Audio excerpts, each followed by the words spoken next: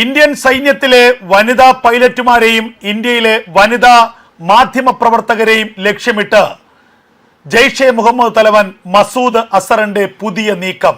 വനിതാ പൈലറ്റുമാരെയും വനിതാ മാധ്യമ പ്രവർത്തകരെയും അവരുടെ കുടുംബങ്ങളെയും തീർക്കാൻ വേണ്ടി ഒരു വനിതാ സ്ക്വാഡിന്, തീവ്രവാദി സ്ക്വാഡിന് രൂപം നൽകിയിരിക്കുകയാണ് മസൂദ് അസർ. തന്റെ സഹോദരി സാദിയ അസറിന്റെ നേതൃത്വത്തിലാണ് ഒരു വനിതാ ഭീകര സംഘത്തിന് ഇപ്പോൾ പാകിസ്ഥാനിൽ രൂപം നൽകിയിരിക്കുന്നത്. ബഹവൽപൂരിലെ മർക്കസിൽ റെക്കോർഡ് ചെയ്ത ഒരു ഓഡിയോ സന്ദേശം അതിപ്പോൾ സോഷ്യൽ മീഡിയയിലൂടെ വ്യാപകമായി പ്രചരിക്കുന്നു. ആ ഓഡിയോ സന്ദേശത്തിന്റെ പ്രധാനപ്പെട്ട ഭാഗങ്ങൾ ഇങ്ങനെയാണ്.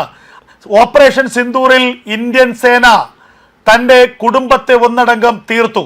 മസൂദ് അസറിന്റെ കുടുംബത്തെയും മസൂദ് അസറിന്റെ ജെയ്ഷെ മുഹമ്മദിന്റെ ആസ്ഥാനവും ഇന്ത്യയുടെ വ്യോമാക്രമണത്തിൽ തകർന്നത് നമ്മൾ കണ്ടതാണ്. അതിന് ഉപഗ്രഹ ചിത്രങ്ങളുടെ ഒന്നും ആവശ്യമില്ല. കാരണം മസൂദ് അസർ തന്നെ പറയുന്നു, തൻ്റെ മൂത്ത സഹോദരിയും ഭർത്താവും കൊല്ലപ്പെട്ടു, തൻ്റെ അനന്തരവനും ഭാര്യയും കൊല്ലപ്പെട്ടു, തൻ്റെ മറ്റൊരു അനന്തരവളും ഭർത്താവും കൊല്ലപ്പെട്ടു, 5 കുട്ടികളടക്കം കൊല്ലപ്പെട്ടു. അങ്ങനെ ഏകദേശം 12ഓളം ശവപ്പെട്ടികൾ നിരത്തിവെച്ച് അതിനു മുന്നിൽ പൊട്ടിക്കരയുന്ന മസൂദ് അസറിന്റെ ചിത്രം ലോകവ്യാപകമായി പ്രചരിച്ചതാണ്. അതിൽ നിന്ന് തന്നെ ഒരു കാര്യം വ്യക്തമാണ്, മസൂദ് അസറിന്റെ കുടുംബം ഒന്നടങ്കം ഇന്ത്യയുടെ ഓപ്പറേഷൻ സിന്ദൂർ ആക്രമണത്തിൽ തകർന്നു തരിപ്പണമായി.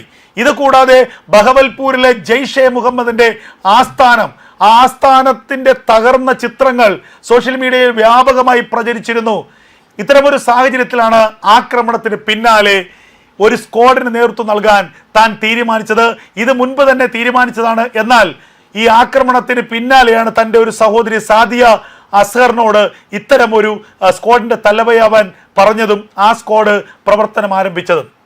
ഈ സ്ക്വാഡിലെ സ്ത്രീകൾക്ക് ആയുധ പരിശീലനം നൽകും, ഇവർക്ക് ബോംബ് ഉപയോഗിക്കാനുള്ള പരിശീലനം നൽകും, AK-47 ഉപയോഗിക്കാനുള്ള പരിശീലനം നൽകും. അതിനുശേഷം ഇവരെ ചാവേറുകളായി ഇന്ത്യയിലേക്ക് അയക്കും. സ്വയം പൊട്ടിത്തെറിച്ചാൽ നിങ്ങൾക്ക് സ്വർഗം കിട്ടുമെന്ന് ഇവരെ ധരിപ്പിച്ചുകൊണ്ടാണ് ഈ ഒരു ചാവേർ ആക്രമണത്തിന് സ്ത്രീകളെ സജ്ജരാക്കുന്നത്. ജമാഅത്ത് ഉൽ മോനിത്ത് എന്നാണ് ഈ വനിതാ സംഘടനയുടെ പേര്. പാകിസ്ഥാനിലുടനീളം ഈ സംഘടനയിലേക്ക് സ്ത്രീകളെ റിക്രൂട്ട് ചെയ്യാനുള്ള നീക്കങ്ങൾ ഇപ്പോൾ മസൂദ് അസർ ആരംഭിച്ചു കഴിഞ്ഞിരിക്കുന്നു. ഈ സംഘടനയിലെ സ്ത്രീകൾക്ക് പരിശീലനം നൽകുന്നതും വനിതകളായിരിക്കും. അതിനുശേഷം ഇവരെ ഇന്ത്യ അടക്കമുള്ള രാജ്യങ്ങളിലേക്ക് പറഞ്ഞുവിടും. അതിനുശേഷം ഇവരെ സ്വയം ചാവേറുകളായി പൊട്ടിത്തെറിക്കാനുള്ള നിർദ്ദേശം നൽകിയാണ് ഇവരെ അയക്കുക. ഇങ്ങനെ ജെയ്ഷെ മുഹമ്മദ് എവിടെയാണോ പരാജയപ്പെട്ടത് അവിടെ വനിതാ സംഘം, ഈ വനിതാ ഭീകര സംഘത്തെ ഉപയോഗിച്ചുകൊണ്ട് വിജയം നേടാനാണ് മസൂദ് അസറിന്റെ ഇപ്പോഴത്തെ ലക്ഷ്യം. യഥാർത്ഥത്തിൽ ഇതിന് പിന്നിൽ മസൂദ് അസറിനും ഈ ഭീകര സംഘടനയ്ക്കും ഉണ്ടായ വലിയൊരു നാണക്കേടാണ് എന്നുള്ളതിൽ യാതൊരു സംശയവുമില്ല. കാരണം ഓപ്പറേഷൻ സിന്ദൂറിൽ പാകിസ്ഥാനെ ചുട്ടുചാരമാക്കിയ യുദ്ധവിമാനങ്ങളിൽ നിരവധി എണ്ണം പറത്തിയിരുന്നത് ഇന്ത്യയിലെ വനിതാ പൈലറ്റുമാരായിരുന്നു.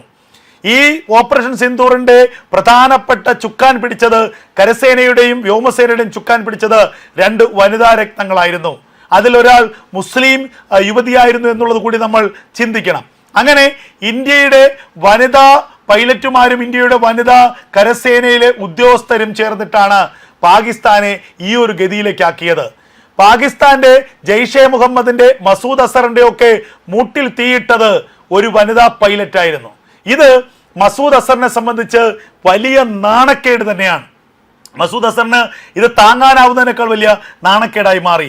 ഒരു പെൺ കൈ കൊണ്ട്, ഒരു പെൺ കരുത്തുകൊണ്ട് ഒരു സാമ്രാജ്യം, ഭീകരതയുടെ ഒരു സാമ്രാജ്യം തകർന്നു വീഴുക, ഇത് പാകിസ്ഥാനിലെ ജെയ്ഷെ മുഹമ്മദിന് ചിന്തിക്കാൻ പറ്റുന്നതിനും അപ്പുറമാണ്.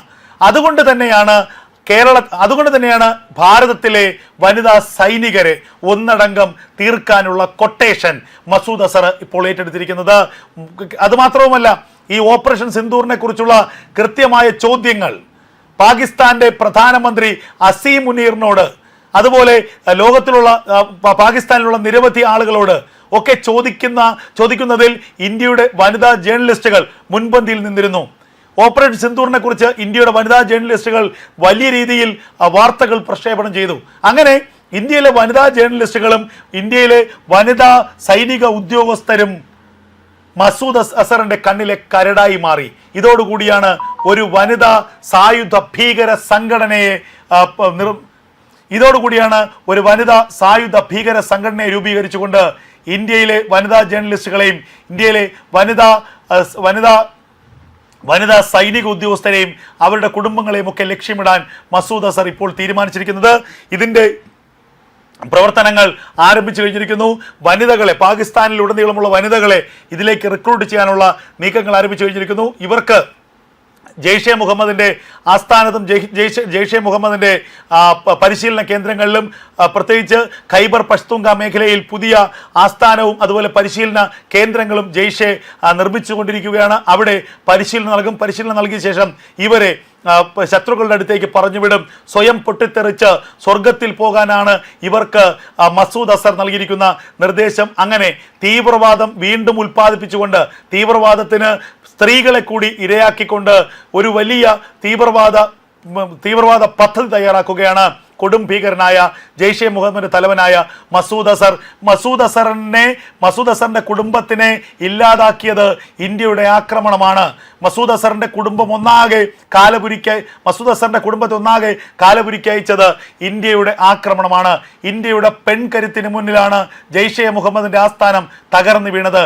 ആ നാണക്കേട് മറയ്ക്കാൻ ഇന്ത്യയുടെ പെൺകരുത്തിനെ, ഇന്ത്യയുടെ വ്യോമസേനയിലെ, കരസേനയിലെ വനിതാ ഉദ്യോഗസ്ഥരെ തീർക്കുകയാണ് മസൂദ് അസറിന്റെ പ്രധാനപ്പെട്ട ലക്ഷ്യം.